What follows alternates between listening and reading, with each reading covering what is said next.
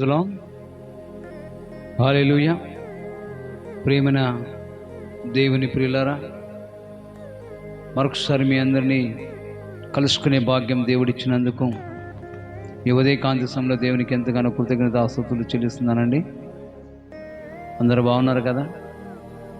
ఈ శుభాది దినమున మీరందరూ బాగున్నారని నేను భావిస్తున్నాను. కనుక చిన్న ప్రార్థనతో ఈరోజు వాగ్దానాన్ని మనం ధ్యానం చేసుకుని ఆశీర్వదించబడదామండి. పరిశుద్ధుడా, ప్రేమగల తండ్రి, మీ నామానికి వందనాలు అయ్యా. ఈ ఉదయకాంతి సమయంలో నీ కృప చేత, నీ ప్రేమ చేత ఆదరించి బలపరిచి నడిపిస్తున్నందుకు వందనాలు, స్తుతులు, స్తోత్రాలు చెల్లిస్తున్నాను.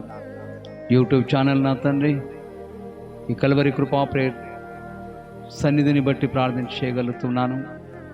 ఉదయకాంతి సమయంలో మీరు అందిస్తున్నటువంటి వాగ్దానాన్ని బట్టి మాట్లాడుటకు నీ కృపా, నీ దయా, నీ కనికరం మా మధ్యలో ఉంచి ధన్యతగా మాట్లాడమని ప్రార్థన చేయగలుగుతున్నాను. తండ్రి, ఎంతైనా నమ్మదగిన దేవుడవు గనుక వినగలిగే మనసు, గ్రహింపగలిగినటువంటి సౌఖ్యమును అందించండి. నీ వాక్యముల చేత ఆదరించబడి నీకు సన్నిహితులుగా జీవించే కృప నీ పిల్లలకిచ్చి నీ రాజ్యానికి నైనా వారసులగునట్టు స్థిరపరిచి బలపరిచి నడిపించమని ప్రార్థన చేయగలుగుతున్నాను. సమస్తలో మీరునని మీ కార్యం జరిగించండి. పరిశుద్ధాత్మడ మా అందరికీ తోడని జరిగించి నామానికి మహిమ తెచ్చుకోమని యేసయ్య దయగల నామములో ప్రార్థించి పొందుకొని ఉన్నాము తండ్రి. ఆమేన్, ఆమేన్. ప్రియులారా, ఈ దినము యొక్క వాగ్దానం సందేశాన్ని మనము చదువుకుందాం. ఇర్మీయా గ్రంథం 9వ అధ్యాయంలో 17, 18 వచనాల్లో రాయబడినటువంటి సౌఖ్యాన్ని మనం వినగలుగుదాం. సైన్యములకు అధిపతి యెహోవా ఈలాగు సెలవిచ్చుచున్నాడు, ఆలోచించుడి, రోదన చేయు స్త్రీలను కనుగొనుడి, వారిని పిలువనంపుడి. తెలివిగల స్త్రీలను కనుగొనుడి, వారిని పిలువనంపుడి. మన కన్నీళ్లు నీళ్లు విడువునట్లుగా, మన కనురెప్పల నుండి నీళ్లు ఉబ్బుకున్నట్లుగాను వారు త్వరపడి మనకు రోదనదని చేయవలెను. ప్రియులారా, ఇర్మీయా ప్రవక్త దేశము నిమిత్తమై, దేవుని పిల్లల నిమిత్తమై క్షేమాభివృద్ధిని కోరి క్షమాపణ నిమిత్తమై దేవుని సన్నిధానములు అడుగుతూ తెలివి కలిగిన స్త్రీలు కావాలంట, కన్నీళ్లు విరచగలిగినటువంటి స్త్రీలు కావాలని అడుగుతూ ఉన్నాను.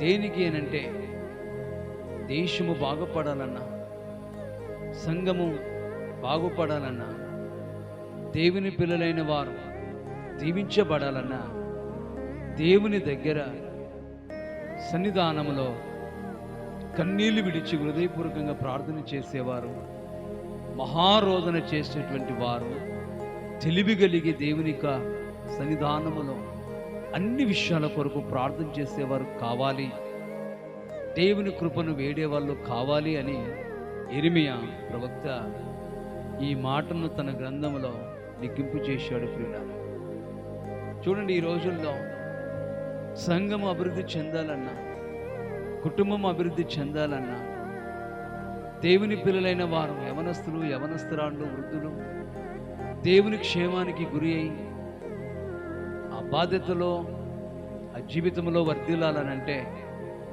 మరి ప్రార్థించేవారు కావాలి. మన కళ్ళల్లో నీళ్లు ఉప్పుకున్నంతగా ప్రార్థించేవారు కావాలి అంటుంది దేవుని సందేశం.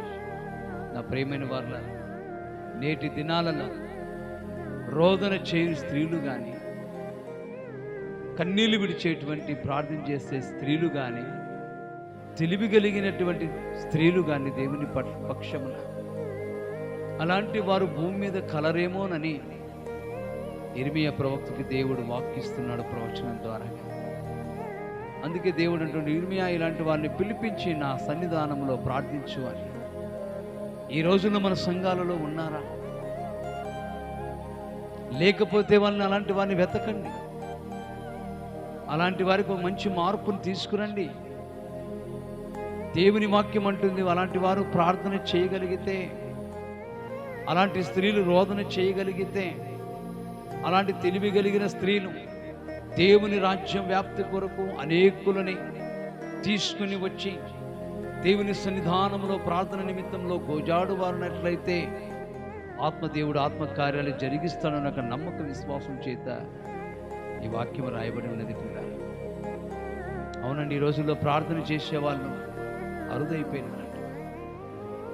కన్నీళ్ళు విడిచే వాళ్ళు అరుదైపోయారు. మహారోదన చేసి ప్రార్థించే వాళ్ళు కరువైపోయారు. కారణం ఏమిటంటే లోకములో పడి, లోక వ్యాప్తిలో పడి, లోకాశలో పడి దైవత్వాన్ని కోల్పోయి ఏ భేదము లేదు, అందరూ పాపం చేసిన వాళ్ళై ఉండి దేవుడు అనుగ్రహించు మహిమను పొందలేకపోతున్నారన్న మాట ప్రకారం చూస్తే చాలామంది మరి మహిమను పోగొట్టుకుంటున్న వాళ్ళు అయిపోయారు. అలా తిరిగి దేవుడు ఆ మహిమ తన పిల్లలకి ఇవ్వాలని, తన పిల్లల్ని రక్షించాలని, తన పిల్లల్ని దీవించాలని ఆయన ఎంతగానో కోరి ఉన్నాడు ప్రియులారా. అందుకే ఆయన అంటున్నాడు, ఒక్క ఆత్మ ఆయనను నశించిపోవటం నాకు ఇష్టం లేదు గనుకనే తెలివైన స్త్రీలు, రోజింతే స్త్రీలు, కన్నీళ్ళు విడిచే స్త్రీలు ఉన్నారేమో. అలాంటి వారు ఉంటే నీ సంఘం అభివృద్ధి అవుతుంది. అలాంటి స్త్రీలు కొనియాడితే మీ కుటుంబాలు వర్ధిల్లు అవుతాయని దేవుడు ఒక ప్రవచనార్థకంగా మరి ఇర్మియా ప్రవక్తతో మాట్లాడుతున్నట్లుగా చూస్తున్నాం ప్రియులారా. ఈ రోజుల్లో సంఘంలోనే కాకుండా కుటుంబంలో ఉంటే ఇలాంటి వాళ్ళు ఎంత బాగుంటుంది, సంఘంలో ఉంటే ఎంత బాగుంటుంది.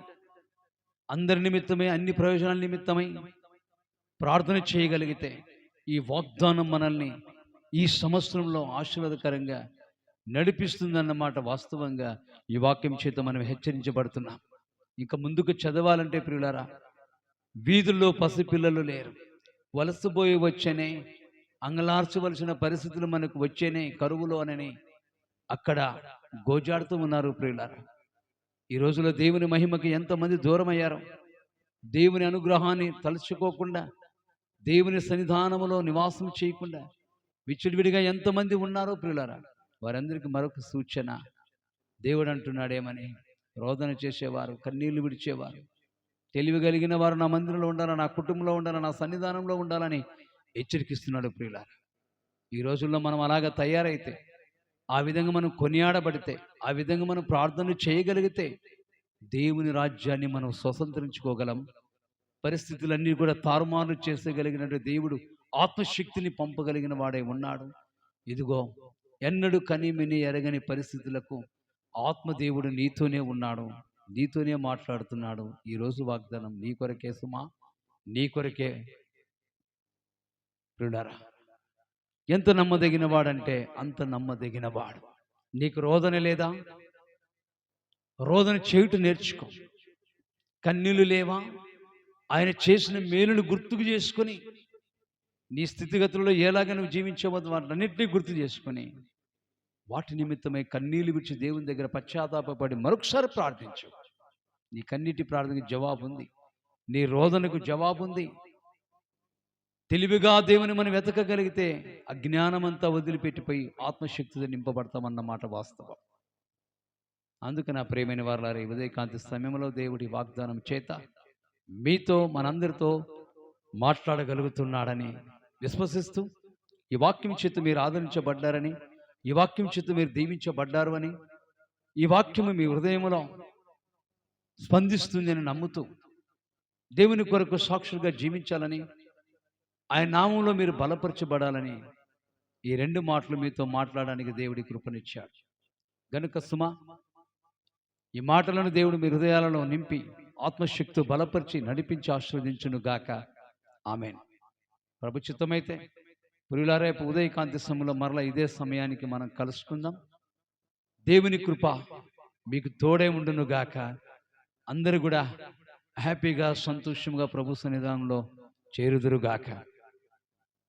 దేవుడు మనందరికీ తోడే ఉండి ఆశీర్వదించి నడిపించునని కోరుతూ, ఆశీస్సులతో ప్రభు అయిన దేవుని వేడుతూ సెలవు తీసుకుంటున్నాను. మంచిది. గాడ్ బ్లెస్ యూ ప్రియులారా.